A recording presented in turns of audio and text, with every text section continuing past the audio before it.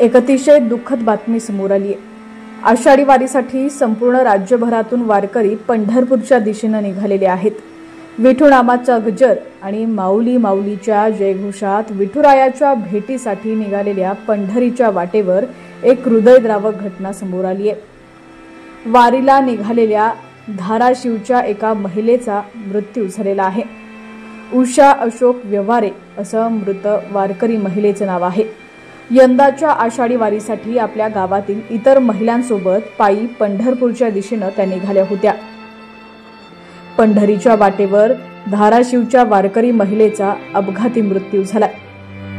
शनिवारी रात्री सुमारे 1:30 वाजण्याच्या सुमारास वाखरीजवळ रस्त्यावरून जात असताना त्यांना वाहनानं धडक दिली। रोड क्रॉस करताना महिलेला दिंडीतील वाहनानं ट्रकनं चिरडलं। या अपघातात त्यांचा जागीच मृत्यू झाला।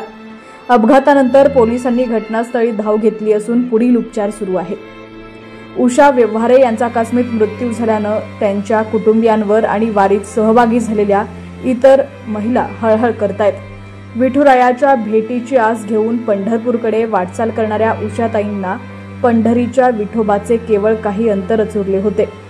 पंढरीच्या वाटेवरच महिलेनं जीव सोडल्यामुळे इतर वारकऱ्यांमध्येही हळहळ व्यक्त होत असून सुरक्षिततेच्या उपाययोजनांवर पुन्हा प्रश्न निर्माण झालेत।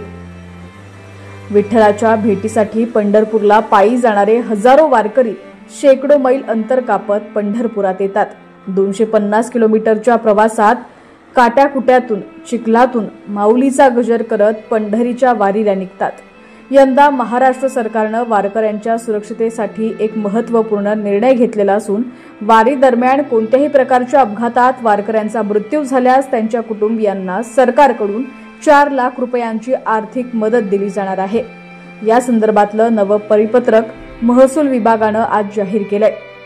16 जून ते 10 जुलै 2025 या कालावधीत वारी दरम्यान जर एखाद्या वारकऱ्याचा अपघात, विषबाधा किंवा इतर नैसर्गिक कारणांमुळे मृत्यू झाला तर त्यांच्या कुटुंबियांना ही रक्कम मिळणार आहे।